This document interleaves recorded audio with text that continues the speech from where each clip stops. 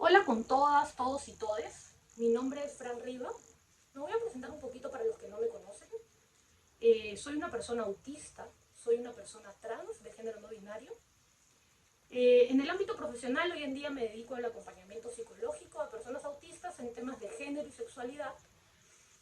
Soy docente, estudié también trabajo social y algo que para mí es el pilar más importante es que soy activista por los derechos de la comunidad autista y por los derechos de la comunidad trans LGTBIQ+ en mi país.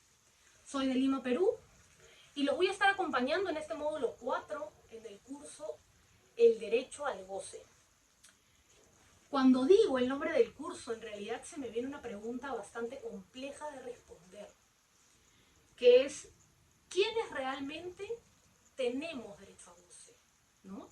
¿Quiénes realmente somos esas personas, esas comunidades, esas corporalidades y por qué no decir esas mentes que tienen el derecho o el privilegio de acceder a este goce, a este placer, a este poder dar y poder recibir placer, poder dar y poder recibir el goce, ¿no?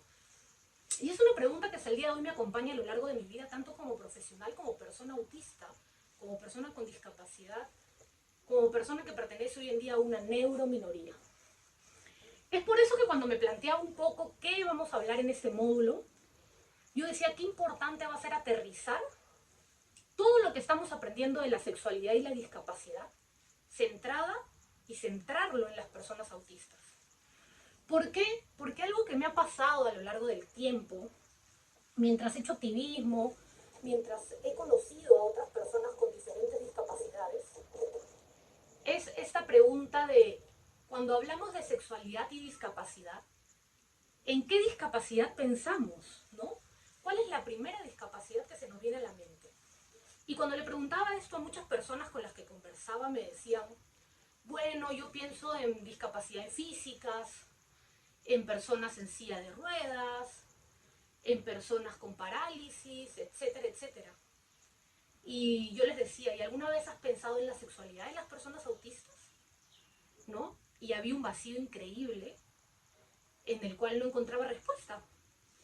Y claro, porque el autismo se ha pensado durante mucho tiempo como una discapacidad o como una condición que nos hace prácticamente personas sin derecho a decidir, ¿no? Personas sin derecho a decidir sobre nuestras vidas y mucho menos sobre nuestras sexualidades. Entonces es por eso que en este módulo yo vi la necesidad de poder centrar el tema en la sexualidad de las personas autistas. Y algo que sí les quiero contar y decir desde el inicio es que, si bien es cierto, hay mucha teoría sobre autismo, no hay casi teoría sobre autismo y sexualidad, o por ejemplo, cómo es el sexo de las personas autistas, ¿no? Cómo son las relaciones sexoafectivas de la comunidad autista. Y la poca teoría que hay está basada pues en una mirada bastante clínica, patologizante, infantilizadora y angelical del autismo. Entonces, para mí este espacio es netamente contarles y hablarles desde mi vivencia, desde mi experiencia y desde la vivencia de otras personas autistas, qué es vivir nuestra sexualidad, qué es crear nuestra biografía sexual, cómo es reconocernos como seres sexuales y sexuados en una sociedad que nos niega el acceso a esta, ¿no? En una sociedad que está basada en la mirada del otro.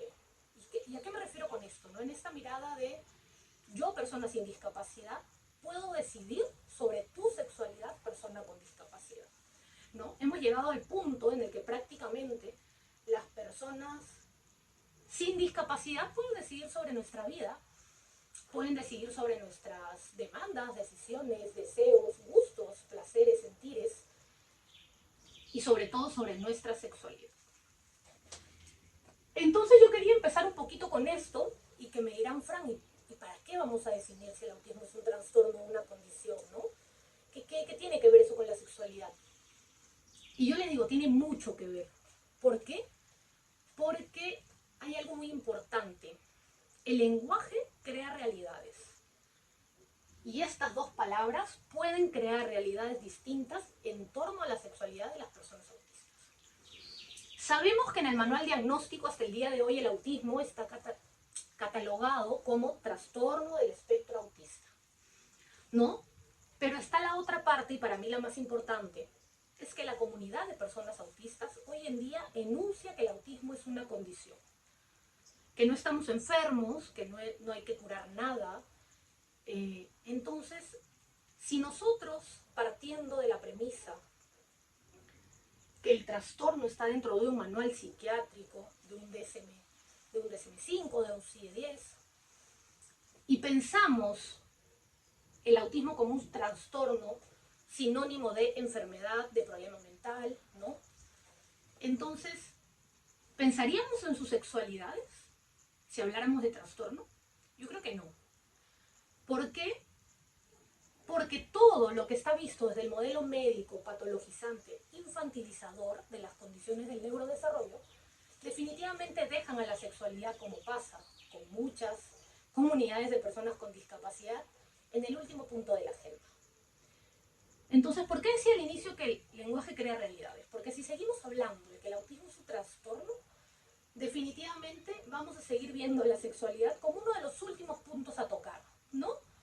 Porque hay una típica frase que nos acompaña a muchas personas autistas y creo que a muchas personas con discapacidad cuando decimos que hay que hablar de sexualidad es la siguiente, ¿no?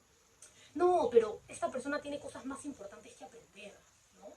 Hay que centrarnos en lo que realmente importa, en que hable, en que mire a los ojos, en que aprenda. La sexualidad no importa, hay que dejarla al final. ¿Qué tan cierto es esto, no? ¿Qué tan fundamental es la sexualidad para todo ser humano? ¿Y por qué creemos que para las personas autistas son un trastorno? Es menos importante, ¿no? Porque el lenguaje ayuda, entre comillas, a crear estas realidades y estas necesidades que la comunidad autista podría tener. Es por eso también que la comunidad autista hoy en día dice, enuncia, estoy totalmente de acuerdo, yo también lo enuncio, que el autismo es una condición de vida. Como condición de vida también es parte de nuestra identidad. Y como parte de nuestra identidad, también prestamos una, valga la redundancia, importante atención a nuestras sexualidades. Porque es lo que somos, ¿no? El autismo es una forma distinta de ver el mundo. Y como es una forma distinta de ver el mundo, también vamos a crear de una forma distinta nuestra sexualidad. Ni mejor ni peor que otra, solo distinta, ¿no? Entonces, partiendo de esto, vamos a quitarle esta mirada patologizante, esta mirada médica al autismo y vamos a empezar a ver el autismo como una condición de vida, como algo con lo que naces, creces y mueres, como una identidad. Yo, Fran, por ejemplo, no sería Fran si no fuera autista. Y tampoco sería Fran si no fuera una persona trans. Tanto mi identidad de género como mi identidad autista están en mí en partes iguales, ¿no? A diferencia de que yo diga, por ejemplo, soy una persona trans, ¿no? Que antes estaba en el manual diagnóstico y hasta ahora como una incongruencia de género. Y también soy una persona autista, entonces, pucha, es un trastorno, es una incongruencia.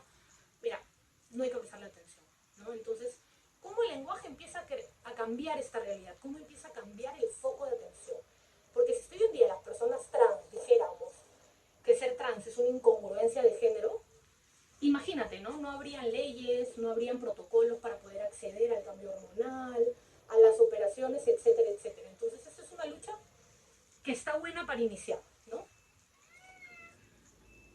Lo que les comentaba antes, y justo lo dice en la diapositiva, ¿no? No es un trastorno, no es una enfermedad, no es un defecto, es una condición, una de las tantas maneras de ver el mundo y una forma distinta de procesar la información. Y para mí es importante hablarles de estas cosas muy generales del autismo porque sé que venimos de sociedades, que tengo que decir que Argentina está mucho más avanzado que Perú. Venimos de sociedades donde no se habla de autismo, ¿no? O se habla de autismo desde lo que se sabe del año de la carreta. Pero no hemos hablado de autismo, de lo que es hoy en día, de cómo lo ven las personas autistas, de cómo evoluciona este concepto. Entonces, yo siempre pongo un ejemplo, perdón que me retroceda un poco, yo siempre pongo un ejemplo en qué es esto de una manera distinta de procesar la información, ¿no? O una manera distinta de ver el mundo. Vamos a poner el ejemplo clásico y más fácil para poder materializar esto. Imagínense que tenemos dos teléfonos. Un teléfono tiene un sistema operativo Android y el otro teléfono tiene un sistema operativo de Apple, el iOS.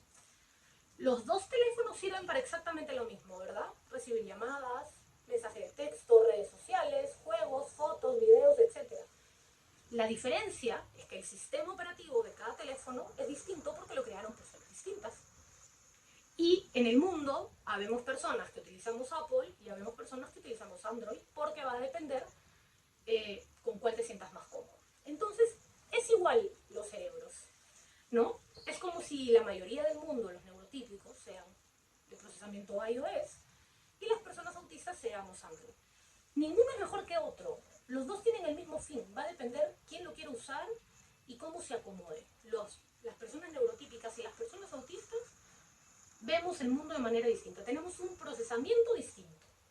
Y los dos son válidos, ¿no? Ninguno es más que otro, ninguno es mejor que otro. Lo que sí hay que aceptar es que la sociedad está creada para el procesamiento cerebral de las personas neurotípicas, no de las personas autistas, ¿no? Es por eso que hay tanta necesidad de ajustar la realidad para poder estar más amigablemente y respetuosamente, ¿no? Entonces, esta es una pregunta que siempre me hago yo, y que nunca encuentro muchas respuestas, ¿no? Porque siempre llegamos a esta conclusión de que la sexualidad es todo. Bueno, y aquí, esta es una frase que le escuché hace mucho tiempo de la grande Silvina Peñano, que nos está acompañando también acá en varios módulos, y me quedó muy grabada, ¿no? La sexualidad no es algo que se tiene, es algo que se es. Yo creo que ya ahorita para el módulo 4 ya tenemos como más claro este concepto de sexualidad, discapacidad, seres sexual, diversidad sexual. Pero aquí la pregunta sería la que nos hacíamos un poco al inicio, ¿no? ¿Cómo es la sexualidad de las personas autistas? ¿Cómo las personas autistas hemos construido nuestras sexualidades en una sociedad que no está hecha para nosotros? En una sociedad que todos los días nos aclara y nos dice siempre que no tenemos la misma posibilidad de accesos, derechos y libertades para ejercer nuestra sexualidad. Y nuestra sexualidad no solo pensando en los vínculos sexoafectivos, ¿no? Nuestra sexualidad pensada en identidad de género, en la orientación sexual, en la expresión de género, en con quién nos relacionamos, quién nos gusta, cómo quiero desarrollar el acto sexual. ¿Realmente hemos pensado, por ejemplo, en la asistencia sexual para personas autistas? Mucha gente me dirá, pero las personas autistas necesitarán asistencia sexual. ¿Eso no era solo para discapacidades físicas? No, también hay un alto cuestionamiento ahí. ¿Para quién estamos pensando en la asistencia sexual? ¿La estamos pensando desde un modelo rehabilitador o desde un modelo de acompañar, ¿no?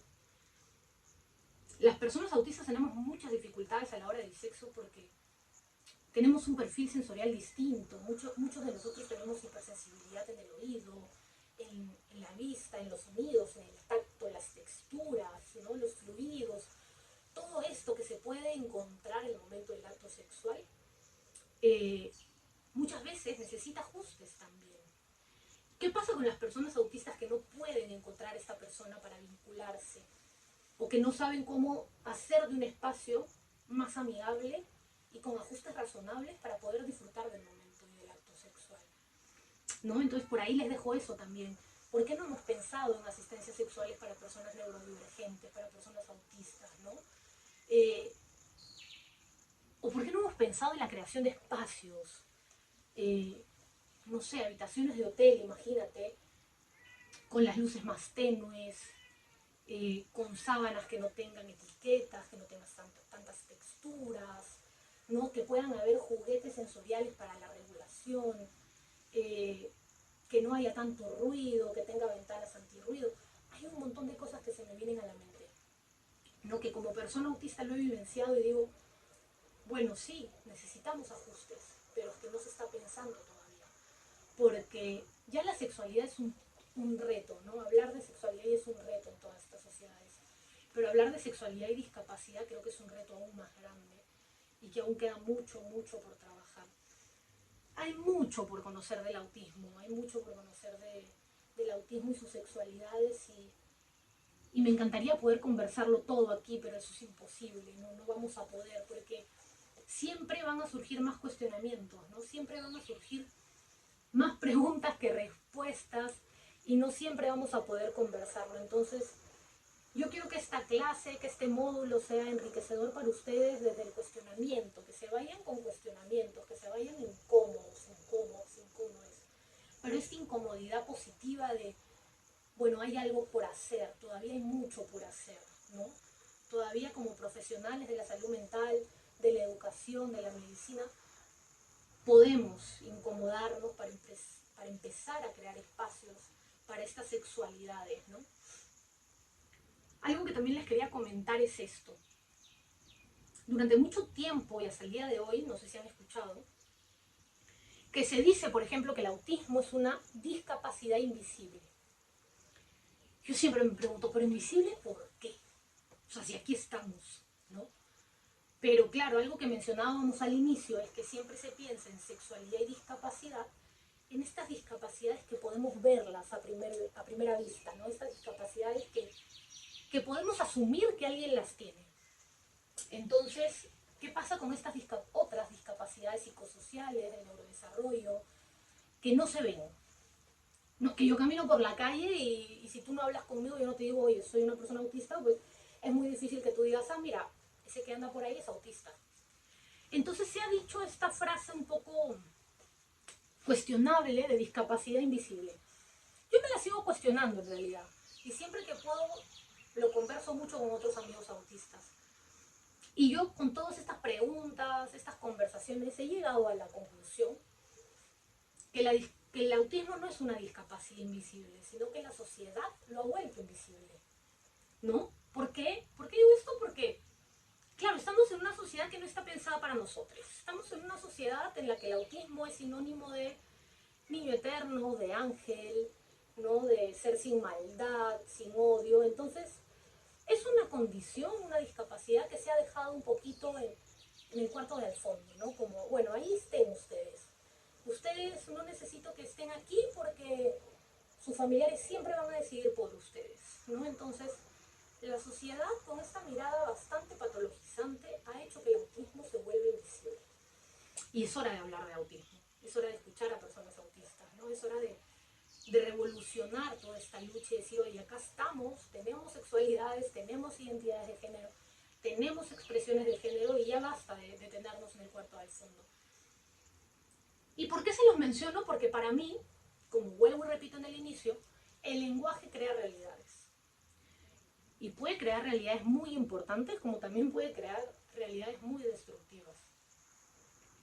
Y esto es lo que ha estado pasando. Si seguimos pensando que el autismo es una discapacidad invisible, por ende vamos a asumir que sus sexualidades también son invisibles. Y qué peligroso es eso, ¿no? Cómo pensar y asumir de manera consciente o inconsciente que la sexualidad de un grupo de personas con discapacidad es invisible, ¿no? Entonces ya ni siquiera va a ser el último punto en agenda, sino que no va a haber ese punto. No va a haber ese momento de trabajar la sexualidad de las personas autistas. Y qué peligroso puede ser, ¿no? Se los dejo para pensarlo juntos, para cuestionarnos juntos también todo eso, ¿no? ¿Cómo hemos hecho, sin querer, que esta parte tan importante de la identidad de una persona, que es la sexualidad, se vuelve invisible para algunos que no percibimos esta realidad igual, ¿no? Pero bueno, como les decía, y creo que Silvina también se lo dice siempre, nos vamos a ir con más preguntas que respuestas. Pero eso es lo rico, tener más preguntas para poder seguir cuestionándonos, investigando, leyendo y sobre todo escuchando a las propias personas autistas. Aquí les quería traer un dato muy importante y que para mí es un punto muy necesario de hablar en torno al autismo y su sexualidad. El 69.7% de personas autistas se enuncia como no heterosexuales. Este es un estudio que se hizo en el 2020 y es uno de los estudios que más ha marcado desde esa época mi trabajo como activista. ¿Por qué? Porque, como mencionábamos hace rato, claro, el autismo siempre se ha pensado como los niños eternos, sin maldad, los ángeles, ¿no? Entonces un niño es sinónimo de no sexualidad. Un ángel obviamente es un ser asexual, ¿no?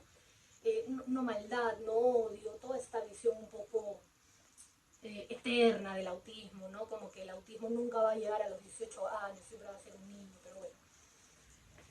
Pero hoy en día ya hay muchos estudios que hablan que más del 50% se enuncia como no heterosexuales. Eso quiere decir que ya más del 50% de la comunidad autista estamos viviendo nuestra sexualidad, estamos desarrollándola, estamos experimentándola, estamos dándole el lugar que se merece a nuestra sexualidad. Pero acá viene el tema importante con lo que les menciono. Y ahora, ¿cómo hablamos de diversidad sexual en el autismo?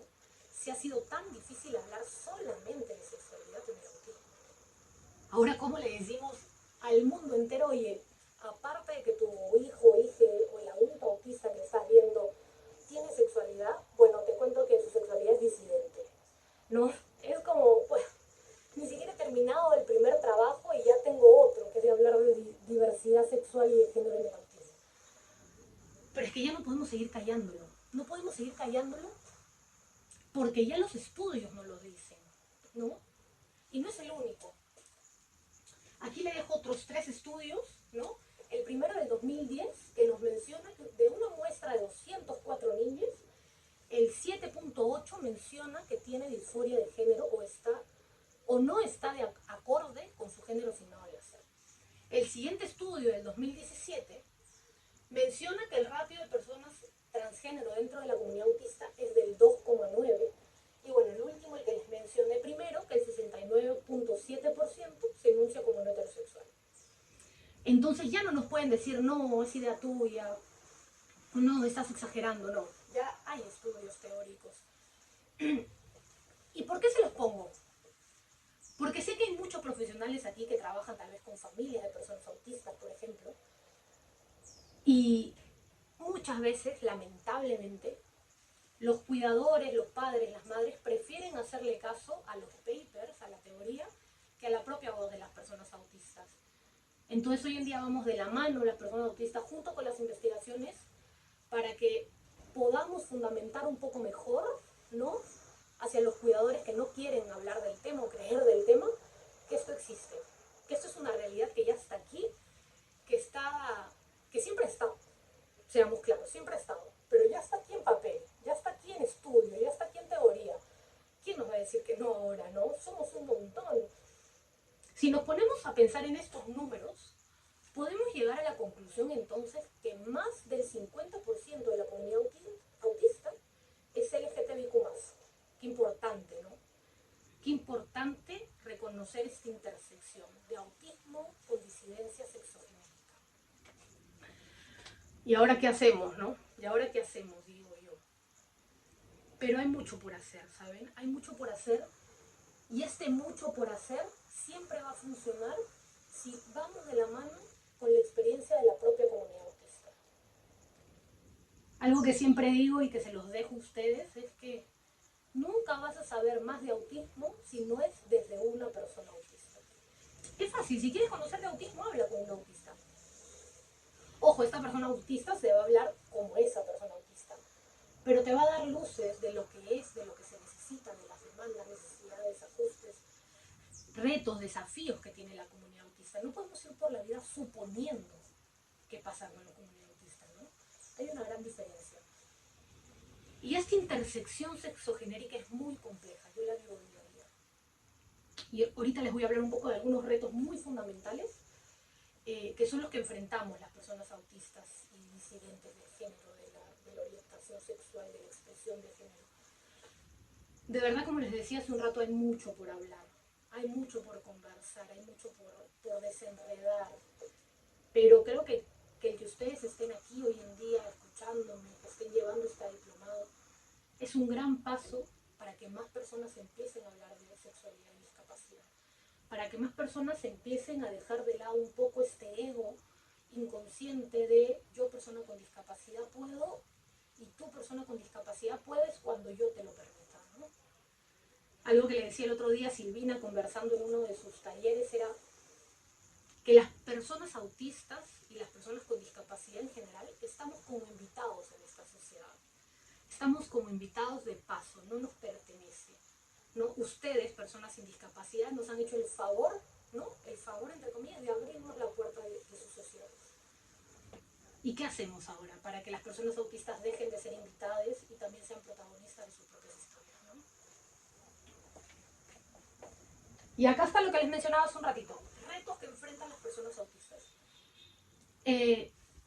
Disclaimer, les voy a pasar estas diapositivas en PDF porque sé que por la luz no se nota mucho. Traté de hacer lo mejor posible, pero no se nota mucho.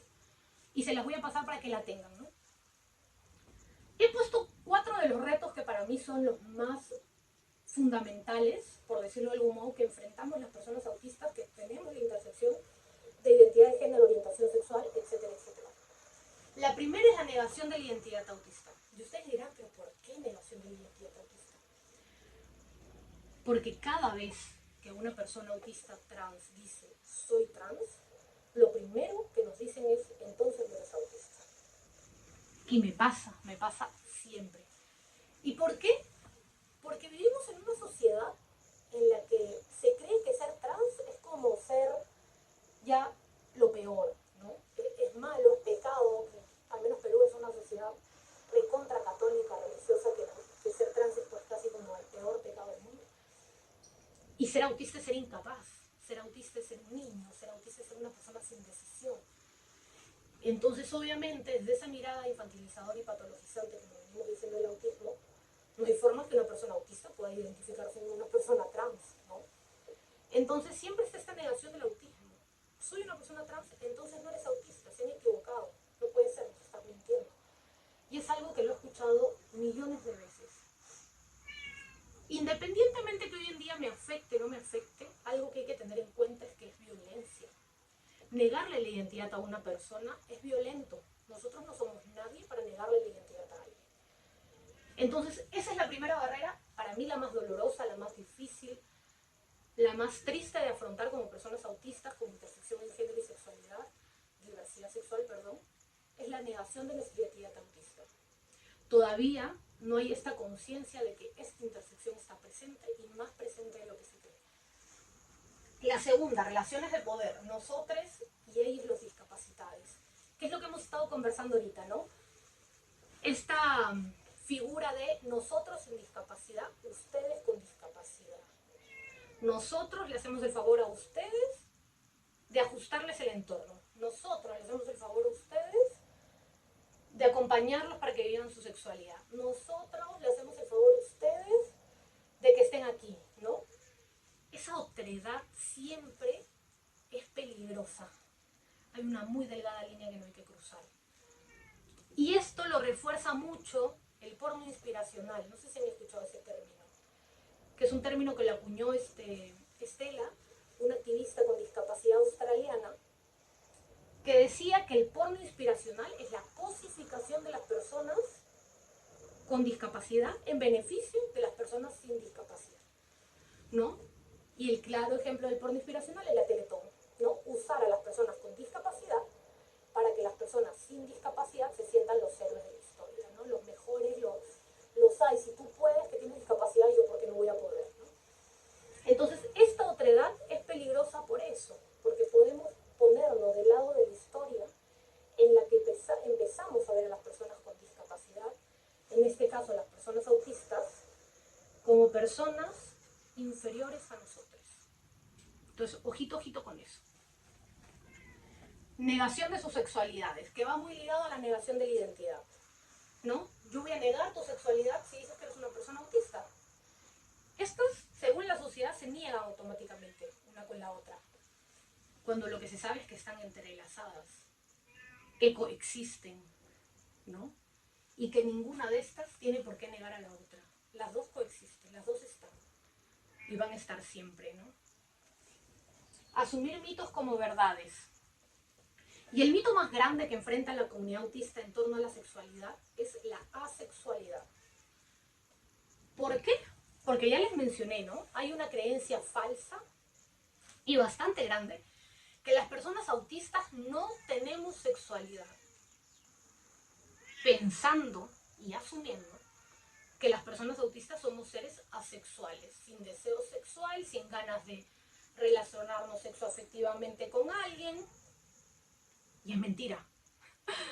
Ya vimos hace un ratito por estudios que las personas estamos descubriendo, viviendo y disfrutando nuestra sexualidad libremente. Y ojo, con eso no quiero decir que no hayan personas autistas asexuales, las hay. Pero hay personas autistas que se enuncian como asexuales por decisión, no por imposición. Se enuncian como asexuales porque han cuestionado, han transitado su identidad de género, su sexualidad, y han reconocido y han sentido pertenencia dentro del espectro sexual. Pero no porque tú, otro, me dices a mí que yo soy asexual y que tengo que ser asexual por ser autista, ¿no? Entonces, por eso hay algo muy importante, preguntar. Preguntarle a la persona autista es fundamental para empezar a romper estos mitos que son tomados como verdades absolutas. El siguiente es la falta de acceso a la educación sexual integral con enfoque en diversidad funcional. Algo que siempre me da un montón de pena decir es que Perú es un país que para mí está al final de la fila, ¿no? Al final de la fila en todo. No tenemos leyes de protección, no tenemos ley de identidad de género, de matrimonio igualitario, no tenemos ley de crímenes de odio. Tampoco tenemos una educación sexual integral implementada, no tenemos. Entonces es un poco como nadar contra la corriente, porque claro, si en la casa mis papás con una mirada, por ejemplo, estos cuidadores de personas autistas con una mirada bastante patologizante, que el autismo es una enfermedad, que pobre mi hijo, y ojo, es válido, porque vivimos en contextos diferentes, en realidades diferentes, y no todos tenemos el mismo acceso a la información. Pero voy a un colegio en el que tampoco me hablan de sexualidad, porque, claro, algo que les digo y con mucha vergüenza es que cuando se ha querido implementar todo esto de la ESI, del enfoque de género en mi país, han habido proyectos de ley en contra que se fundamentaban en que estas leyes no se podían dar porque les íbamos a enseñar a los niños en el colegio a masturbarse en público, ¿sabes? ¿Y saben qué es lo más triste? Que estos proyectos de ley eran preaprobados, o sea, había mucha gente dentro del gobierno que estaba a favor de quitar el enfoque de género, de quitar la educación sexual integral. No, o sea, no tenemos eso, ¿no? Pero estaba a favor de que esto no se dé. Entonces, encima, si en casa no tenemos esta educación, en la escuela tampoco, se vuelve... Es gracioso, pero yo siempre lo he comparado. Es como si se volviera un deporte extremo ser autista y tratar de poder vivir plenamente tu sexualidad. Es un deporte extremo, es ir contra la corriente, es no tener ninguna herramienta, ni nada, ¿no? Es tú, autista, búscatela como puedas y por ahí ten la suerte de encontrar un profesional que sepa, ¿no? Es por eso la importancia de que los profesionales hablemos de autismo, hablemos de sexualidad. Y el último es la invalidación de sus vivencias y sentires, que va muy relacionado a lo que hablaba primero, ¿no? Negamos la identidad, por ende, ¿qué pasa? Vamos a invalidar los sentires, las vivencias, los deseos, los placeres que tienen las personas autistas, que tenemos las personas autistas, ¿no? Entonces, por eso les decía que es peligroso y violento negar la identidad, porque no estoy negándole una identidad, estoy negándole lo que siente, lo que piensa, lo que cree, lo que le gusta. Estamos deshumanizando a las personas autistas. Aquí les voy a dar algunas recomendaciones rapidito para que este video no sea muy largo. Ver a las personas autistas como iguales para dejar de verlas como ciudadanos de segunda categoría. Cuestionar nuestros capacitismos internalizados. Ojo, el capacitismo, que ya sabemos que es una forma de discriminación en contra de las personas con discapacidad, está presente, lo va a estar siempre. Es como el machismo. Podemos luchar contra el machismo, pero existen machismos internalizados o micromachismos que vamos a tener. O sea, yo como persona autista reconozco que hay momentos de la vida en que soy capacitista. Pero ¿cuál es la importancia? Cuestionarnos para empezar a erradicar estas conductas capacitistas. Escuchar las voces de las personas autistas y para mí la más importante. Si quieres saber de autismo, escucha a la comunidad autista. Saber que la sexualidad no es un privilegio. ¿Y eso por qué lo digo? Porque hay una frase que me acompaña mucho cuando hablamos de sexualidad, es: la sexualidad no es un privilegio neurotípico, ¿no? Porque claro, si nos ponemos a pensar rapidito de todas las personas que me están escuchando ahorita, ¿cuántas se han cuestionado su sexualidad? No su orientación ni identidad de género, sino alguna vez se han levantado y han dicho: ay, yo no puedo vivir mi sexualidad, o yo no tengo ajustes, o yo no puedo desarrollar mi sexualidad. No, la mayoría no lo hace porque es algo innato, porque es algo que se les está permitido. Pero ¿qué pasa con las personas a las que no se nos está permitido eso? ¿No? Entonces, esto es importante. Tú, persona con privilegios, tienes que saber que la sexualidad no es un privilegio. La sexualidad está en todos y todos deberíamos tener esta libertad de vivirla. Entonces, ojo, tener privilegios no está mal. Lo importante es, ¿qué hacemos ahora que sabemos que tenemos privilegios? ¿No? ¿Qué hacemos ahora que yo como persona neurotípica o no autista sé que tengo el privilegio de vivir mi sexualidad? Bueno, ahora nos va a tocar cuestionarnos qué hacemos, qué hacer para que las personas autistas que no lo tienen puedan llegar a tenerlo. Esa es otra frase que espero les acompañe durante mucho tiempo, es: si vemos a las personas autistas tan personas como nosotros, no dudaremos de su sexualidad. Si sabemos que las personas autistas son tan iguales a nosotros, no vamos a dudar de su sexualidad jamás, porque vamos a dar por sentado que son personas que tienen todo el derecho de desarrollarla, vivirla y disfrutarla plenamente. Y aquí les voy a dejar 3 cuentas de personas autistas que hablan de autismo, de género y de sexualidad. La primera es Mujeres del Espectro, mujer autista venezolana que vive en Perú. La segunda es mi cuenta, soy autista y bajo Fran Riva, persona trans de género no binario, que hablo de autismo, de género y de sexualidad de Perú.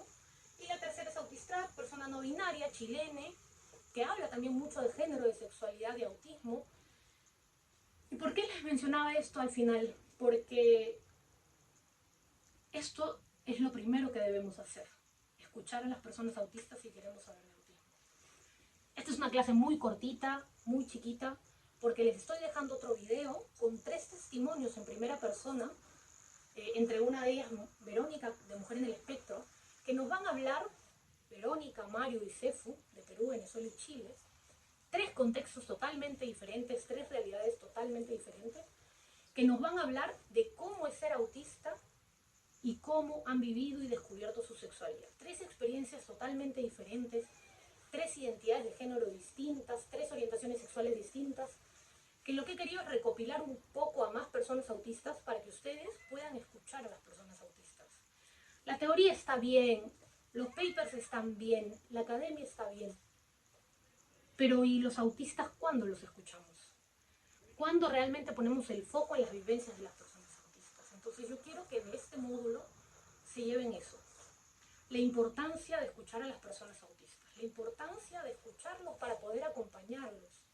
Yo no puedo acompañar a alguien al que no escucho. Yo no puedo acompañar a alguien al que no conozco su sentir y su saber. Entonces, como profesionales de la salud mental, de la salud física, de la educación, no podemos acompañar a personas autistas si nunca las he escuchado. Las diplomaturas, los doctorados, las carreras universitarias, todo nos va a servir como herramientas para saber qué hacer. Pero esto no lo puedo dar como el 100% de la verdad o como lo único que debo aprender. Es necesario que empecemos a escuchar a las personas autistas. O yo me pregunto, ¿no? ¿Qué pasaría si hicieran una ley para el derecho de los pueblos afroperuanos? La ley la estuviera conformada por una mesa de puras personas blancas. Eso generaría indignación, generaría molestia, porque eso es violencia. Pero ¿por qué, al menos en Perú, hay una ley de autismo que fue hecha sin ninguna persona autista en la creación? Eso no indigna. Entonces ahí hay que cuestionar nuestro capacitismo. ¿Vamos a seguir trabajando sobre autismo sin las personas autistas? Así que nada, quiero agradecerles por su atención, por escucharme. Les voy a dejar en el PDF que les voy a mandar mi correo. Ahí tienen mis redes, me pueden escribir, podemos conversar. En realidad para mí es un honor grandísimo estar aquí, poder hablar con ustedes y sobre todo que me escuchen. ¿No? Que me escuchen a mí, que escuchen a mis compañeros autistas que van a ver en el siguiente video. Y sobre todo que puedan cuestionarse, que puedan irse con al menos un poquito de hoy, ¿no?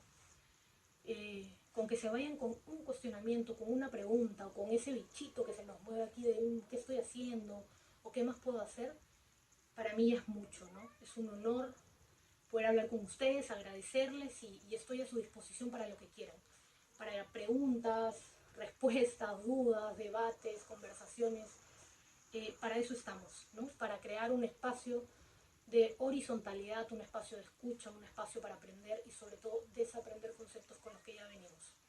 Así que nada, cuídense, un abrazo desde Perú, los dejo con mis compañeros en el otro video y ahí nos ponemos a conversar en el foro.